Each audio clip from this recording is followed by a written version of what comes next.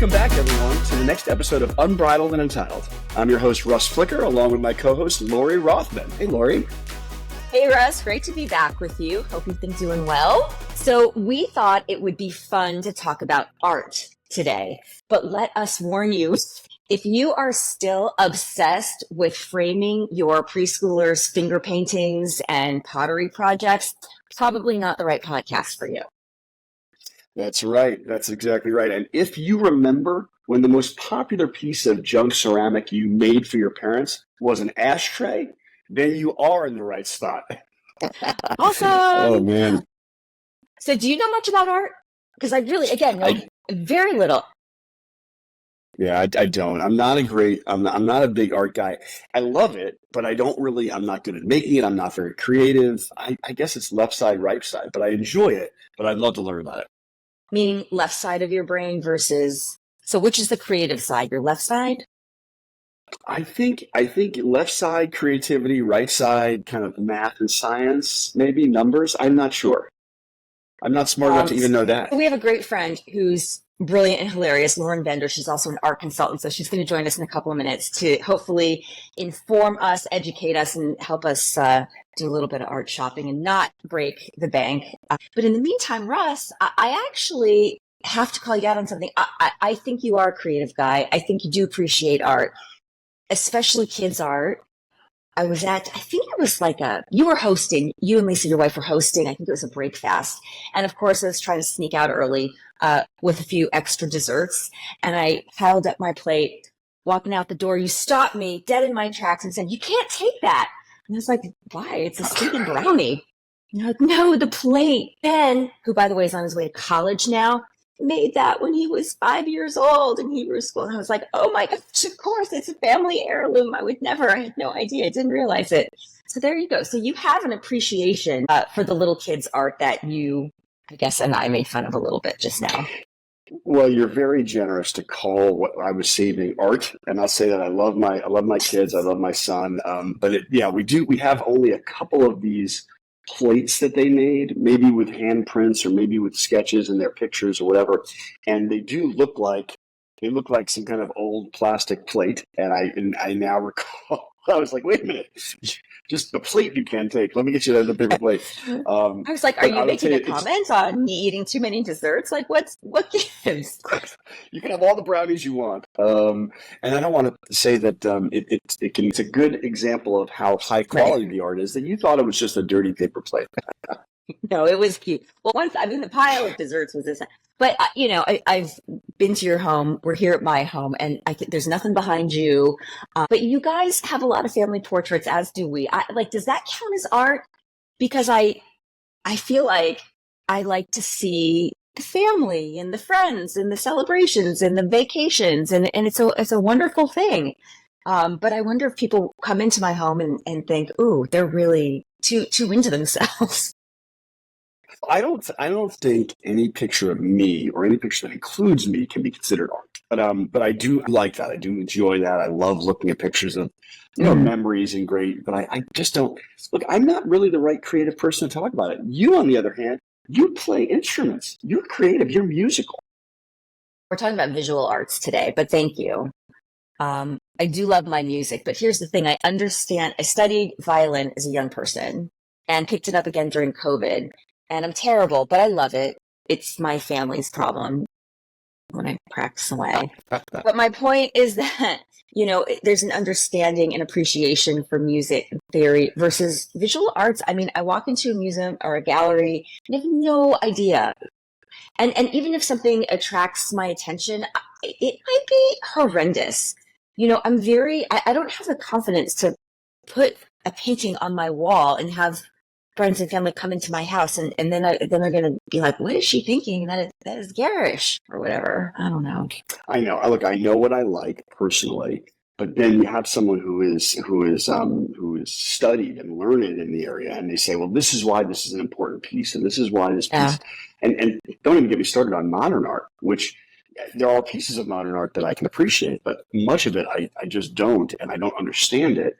And so that's it's the fodder of Saturday Night Live or otherwise. We have these pieces of, performance art, which is, I guess, what we're doing now. I don't know. There you go. Okay, let me ask you this though. So do you and Lisa stroll galleries and art shows together?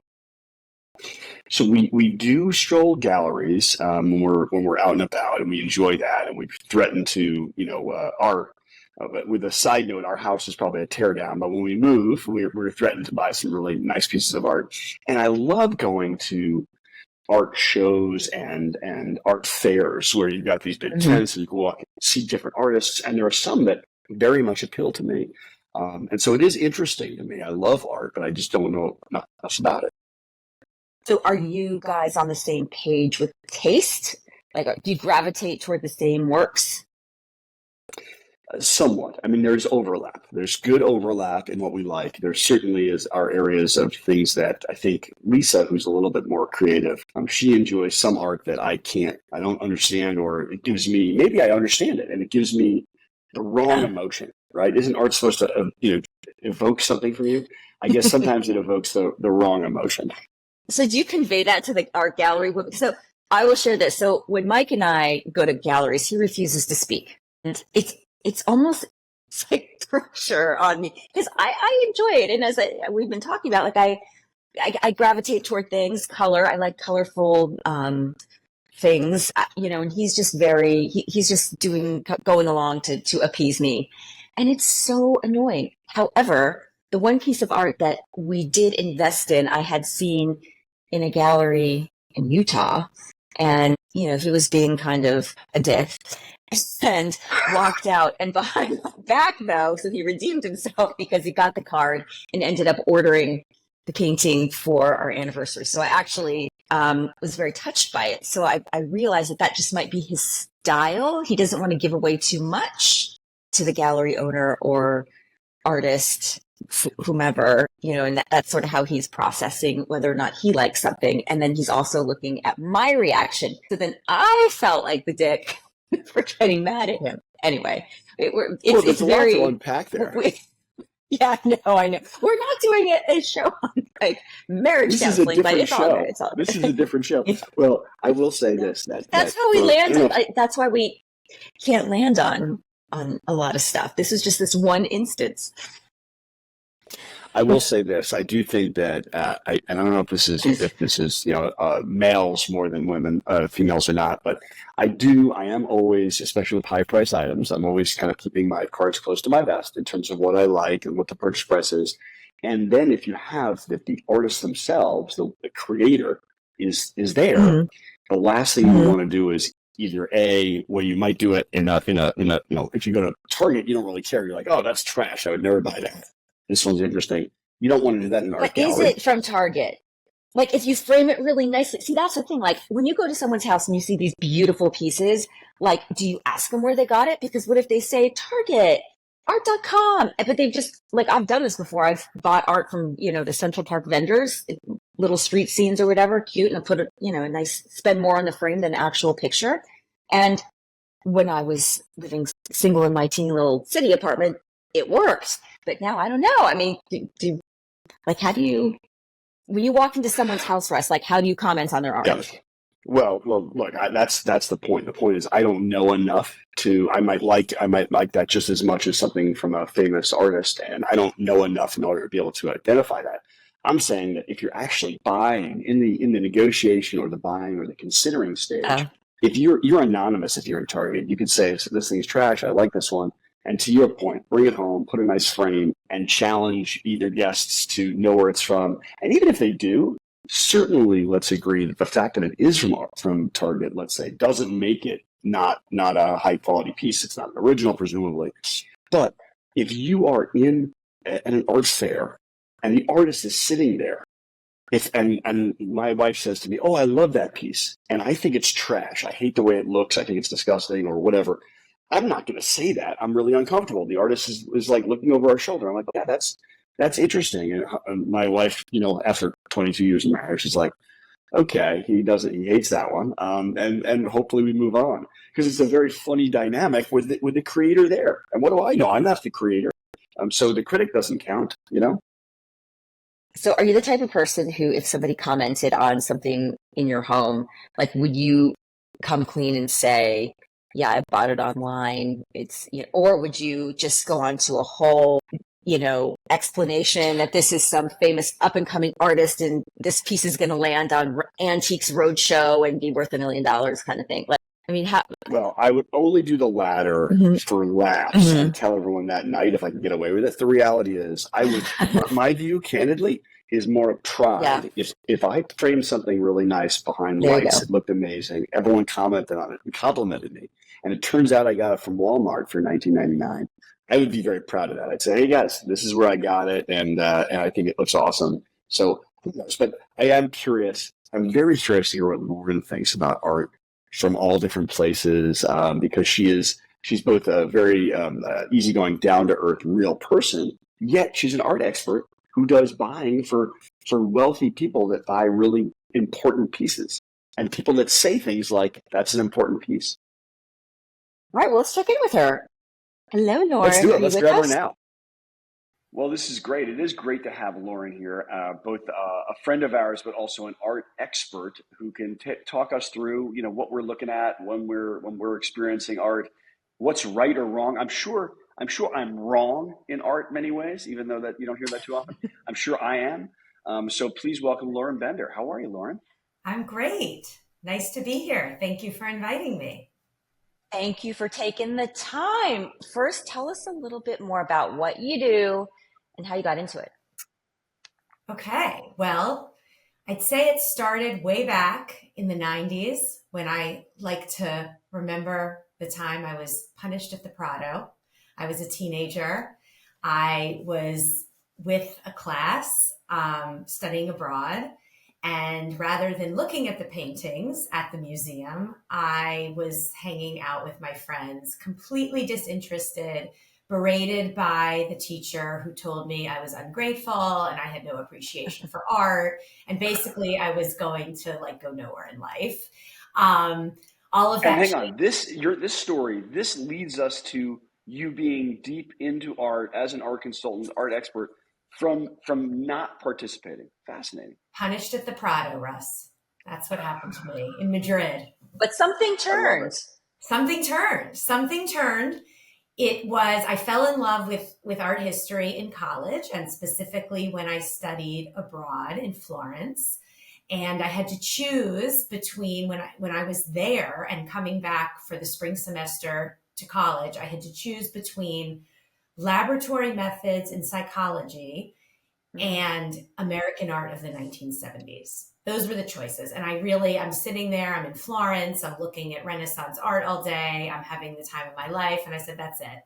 There's no choice here. American art of the 1970s it is. And that really changed kind of the trajectory of my life and career. And I have to say, in retrospect, doing what I do now, that single class, American art of the 1970s, taught by a TA, was probably the most significant course I took in undergrad and graduate school in terms of providing me with the foundations for what I do on an everyday basis in my career now.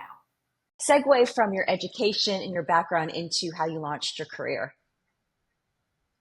Yes. So I came to New York in the late 90s and I worked in a secondary market gallery.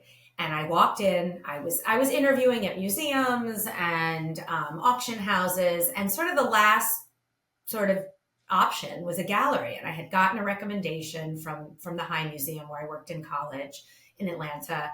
And I walked into the gallery, and there were de Koonings and Lichtensteins, and I walked in and I said, "Oh, Russ is you know, I shaking his head interviewed like he and." knows what you're talking about. Sorry. The Lichtensteins. Well, I think I played pickleball. I think I played pickleball with the Lichtensteins. Yeah, yeah. different Lichtenstein, Russ. This is Oh, Roy. okay. All right. Lauren, you Roy. need to confuse So, the audience here a little bit. okay, sorry. Well, okay.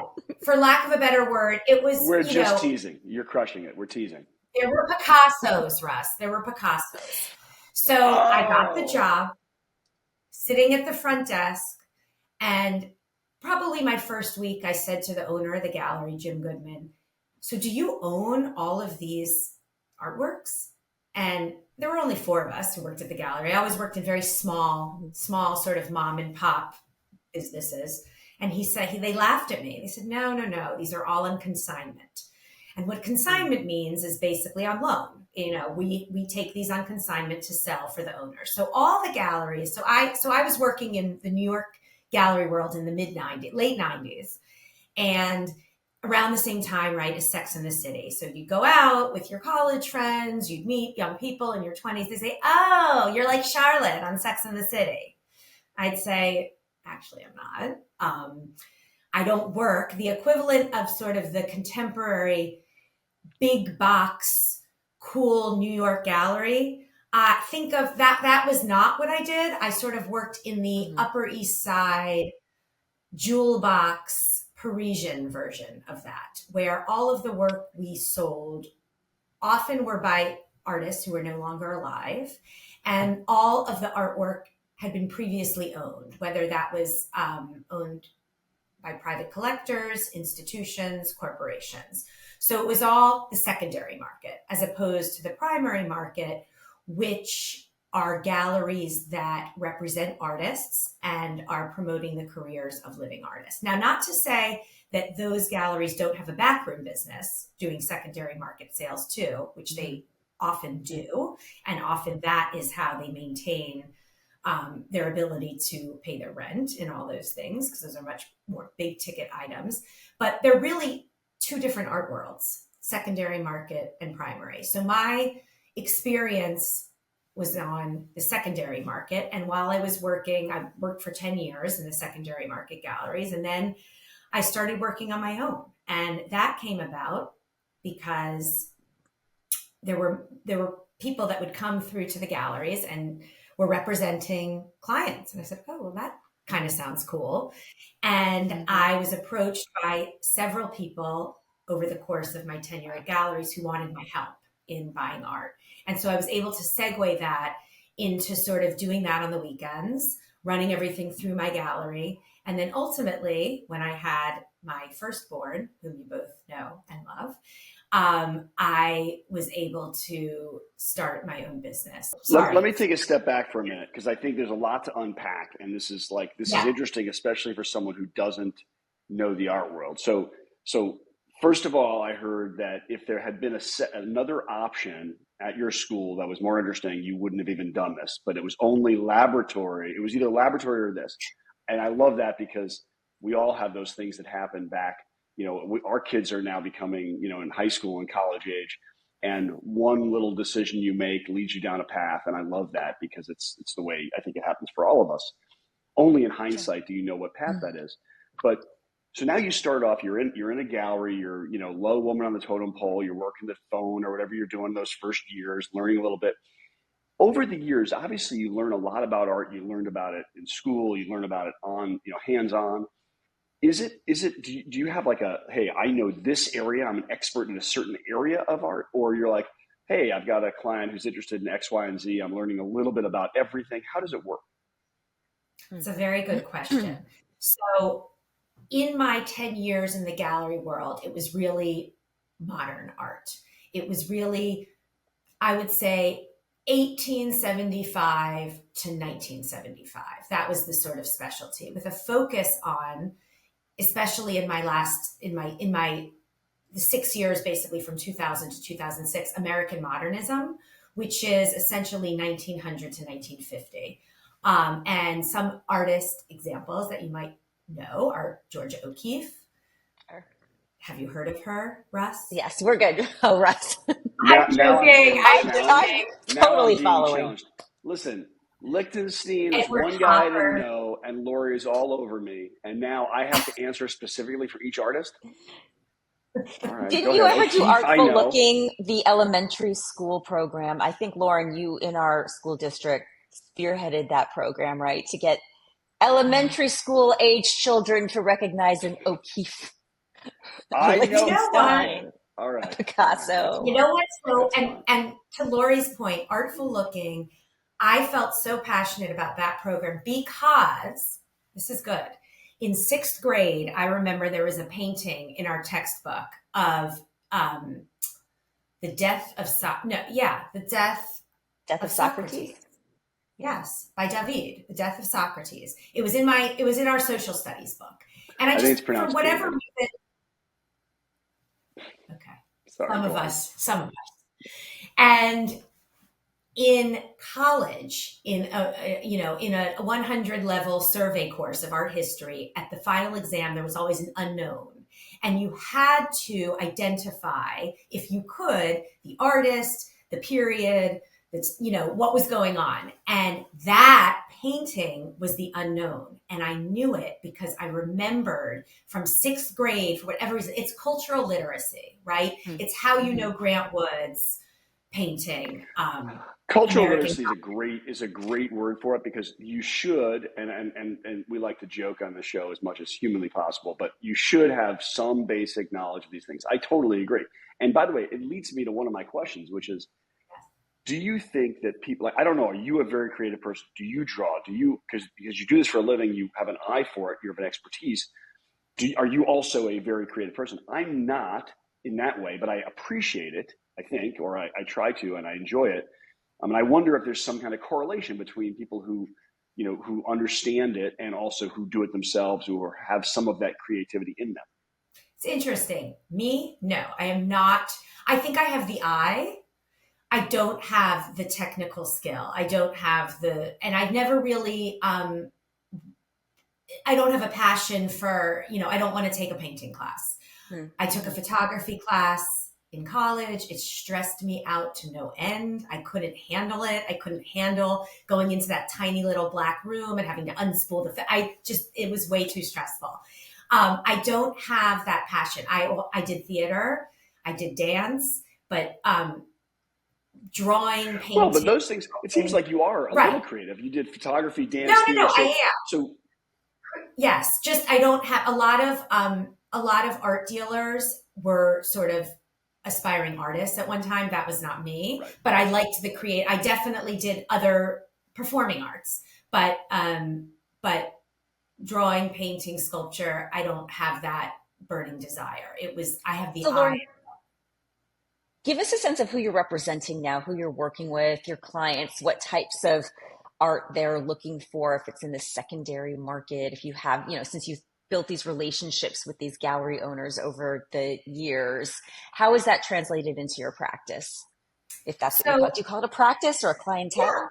Yeah. Yes, it's both. Mm-hmm. It's both, because I have a way that I sort of operate and function in a process by which I guide my clients. And then I also have a clientele, which is twofold. And it's really, I have clientele that are sort of looking to learn, and they don't want to just, and sort of more on the primary market, they don't want to just, they're looking to buy art for their homes. They don't want to buy art through their decorator. Let's say they want to buy art that will, that has sort of greater significance to the world that we live in now, and they want to buy work that will maintain or appreciate and value. And that's why they hire me.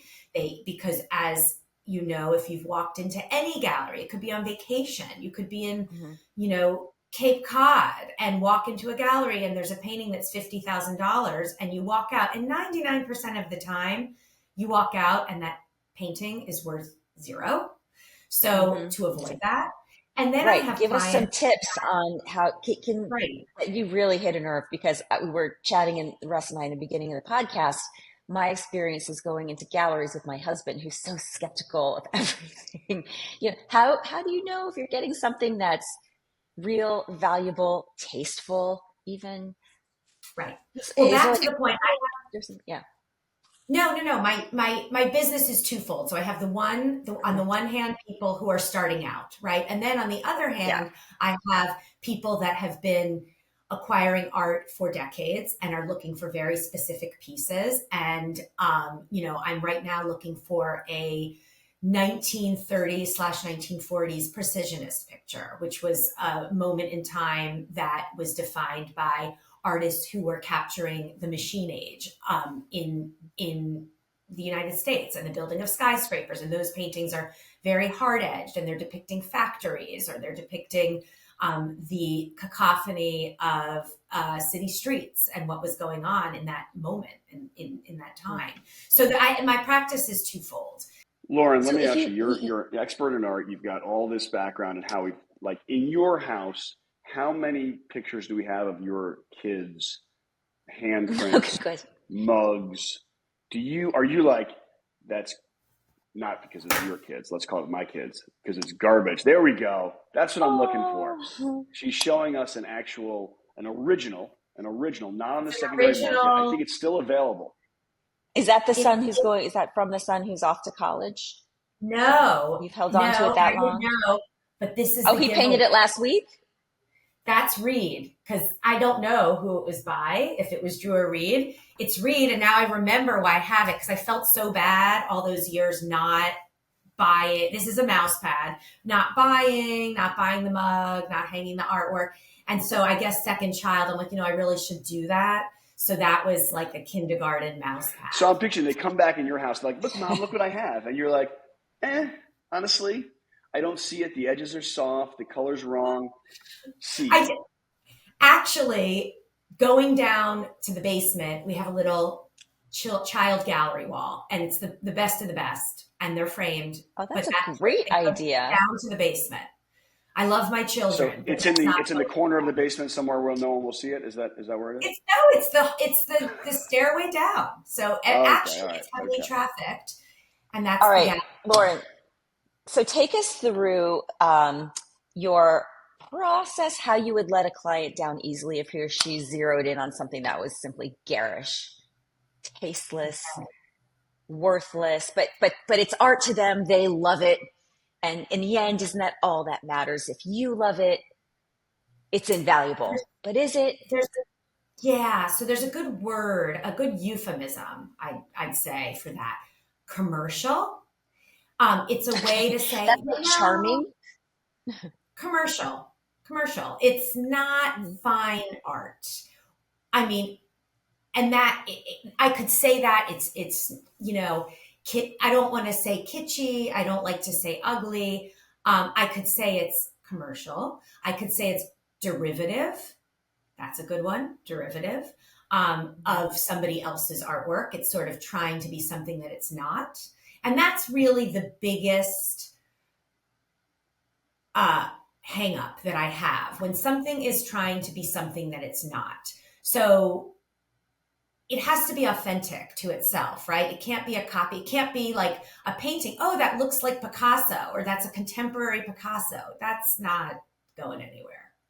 It has to have Derivative is just so own. disrespectful. I like that.